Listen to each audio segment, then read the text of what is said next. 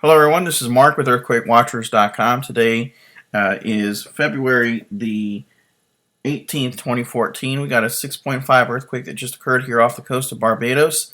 And this area I've been watching all the way up to Puerto Rico. We've been watching this area for the past couple of months now. For an earthquake to occur here is very unique, so I'm going to continue to keep you posted. And as you see, this is the fault line that is right nearby. And of course, the earthquake 6.5. No tsunami warnings, watches, or advisories have been posted. So I'll continue to keep you posted. I'll do a global earthquake update tomorrow with more information. Once again, folks, thanks for watching. Stay alert, be cool, and have a nice day.